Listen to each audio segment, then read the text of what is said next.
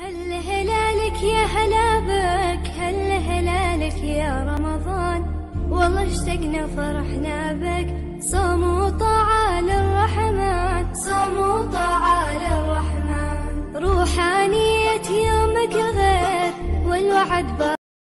سلام، كيف الأحوال؟ إن شاء الله كان تكونوا بخير. إن شاء الله يا ربي يتقبل منا اليوم السادس لرمضان الكريم. حبيت نشارك معكم واش درت للفطور. هذا ما كان، حطيت المكرونة تاعي تغلي في الماء، حطيت لها شوية زيت وملح، ونروح ندير الفلون تاعي تاع لافاني سامبل ونحطه جانبا. هذو هما الحوايج الاولين الخفاف اللي نبدا بهم. بعد ما تغلي لي المكرونه تاعي 10 دقائق هكا نطفي عليها، يعني ما تديش الوقت بزاف باش طيب. نصب عليها ماء بارد ونخليها تبرد شويه ونروح نخدمها. يعني ندير فيها مايز، زيتون، كاشير، طون، مايونيز وشويه كريم فريش. ما كانش عندي جبن امير مزوفه في البيت، درت شويه كريم فريش وخلطتهم مع بعضها ونخليهم يبردوا حتى يوصل وقت التقديم. ونروح نحضروا طاجين الجبن. رايحه ندير فيها صوص بيضة برك، شويه برك، يعني حطيت لها شويه قطع من الدجاج، يعني هي باش تبنن لي برك المرقه تاعي.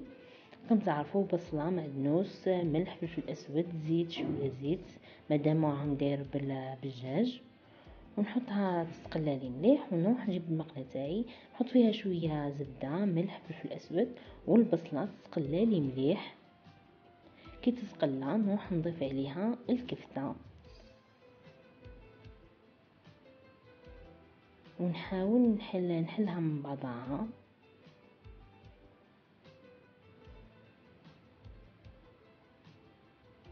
داكشي تبقى متكتله، ونغطي عليها بالغطاء تاع المقله تاعنا باش تطلق الماء تاعها كما راكم تشوفوا في الصوره. ونبقى ديما نحاول نحلها، يعني ما نخليهاش متكتله. ولا لا صوص، يعني الكفته تاع طاجين جبن شويه تبقى سردانه، يعني ما نشفوهاش مليح. بعد ما طابت لي نزيد لها شويه معدنوس، ونروح نجيب 5 بيضات. انا بالكونتيتي تاعي درت 5 بيضات. وحطت لهم شويه مرق وخلطتهم مع بعضهم، ورايحه ندير لهم شويه كريم فريش يعني اضافه برك. ودهنت المول تاعي بالزبده وشويه شابلور، حطيته كقاعده من تحت. ورايحه نضيف شويه برك مغرف، يعني مغرف شابلور. المغرف تاعي صغير يعني كما راكم تشوفوا، كاضافه برك، اللي يحب ما يضيفش ما يضيفش. ونحط الكفته تاعي ونحط عليها الفرماج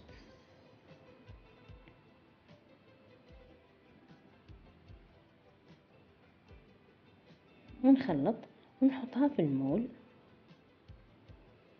ونحط عليها الفرماج على السطح.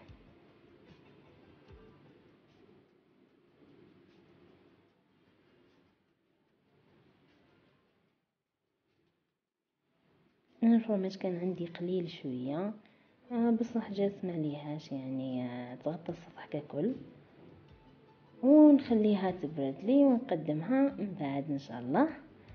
لهنا ها المرق تاعو حطيت فيه شويه كريم فريش وخليتها تتقلي. نروحو نحضروا البيتزا تاعنا. واش عندي فيها؟ كاس ونص حليب، نصف كاس زيت، كيس خميره كيميائيه، مغرف كبيره خميره تاع الخبز، ومغرف كبيره تاع السكر، وفارينه وملح. واش راح ندير؟ نحط الحليب تاعي دافي ونحط عليه الخميره والسكر والزيت ونخلطهم ونخليهم يتفاعلوا لي شويه. كي يتفاعلوا لي نروح نضيف عليهم حطيت الخميره الكيميائيه والفارينه والملح، خلطتهم مع بعضهم ونضيفهم بالتدريج ونحاول نلم العجينه تاعي. هذا ما كان.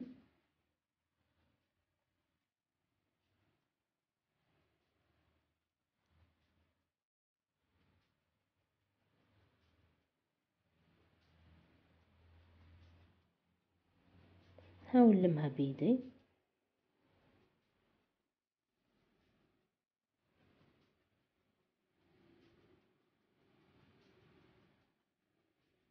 وكي نلمها نحط شويه زيت عليها ونخليها تخمر لي حتى كي تخمر نعجنوها نقرصوها يعني. لهنا راح ندير معجون طماطم لصوص البيتزا. حطيت طماطم، شويه طماطم معجون قصدي عفوا، وملح وفلفل اسود وثوم تاع لاباط هذه يعني تاع العلبه هذه، وشويه زيت نخلطها مليح. انا اليوم مانيش حنطيبها، ساعه نطيبها ساعه ما نطيبهاش، كل مره كيف. انا اليوم مانيش حنطيب الصوص هذه، خليها هكا. ورحت بعد ما طابت لي لاصوص تاع طاجين جبن، طفيت عليها والجري تاني هاو طاب لي يعني حنطفيه عليه. رحت نحضر البوراك تاعي كيما راكم تشوفوا. درتو بالكبسه اللي ظهرت لي، درتها حشوه للبوراك.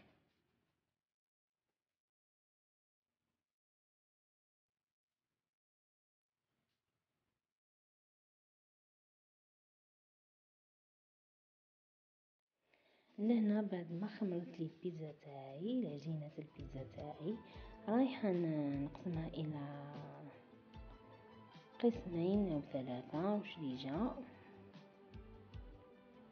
ونروح نحاول نقرصها، يعني احنا نقول نقرصوها ونثقبها يعني بالفرشيطه برك، ونحط عليها لاصوص طوماط اللي خدمناها. وحبيت نزينها تزيين بسيط برك، كما قلت لكم الفرماج راه قليل عندي، ما حبيتش يعني نبقى ناكل مره جيبو وليت درت شويه زيتون بشنا مايس يعني، وطماطم فلفل وخلاص، وشوي فرماج وزيتون، هذا ما كان. جات يعني ما شاء الله في الطراوه ولا في الخفه.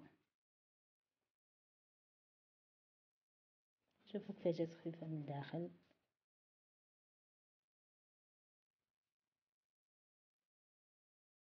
وصلنا الى التقديم كما راكم تشوفوا. خبزنا كسرة رخصيص،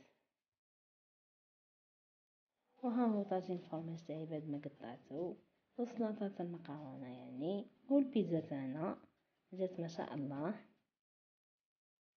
ان شاء الله يا ربي يتقبل منا. رمضان للعبادة يعني مش للأكل، يعني هذا مجرد روتين باقي ما قلت لكم من قبل، يعني للعبادة. يسعد لي يعمل حاجة قدمها الغدوة. وصلنا إلى نهاية الفيديو، ما لي غنقول لكم إلى الملتقى إن شاء الله، ومع السلامة.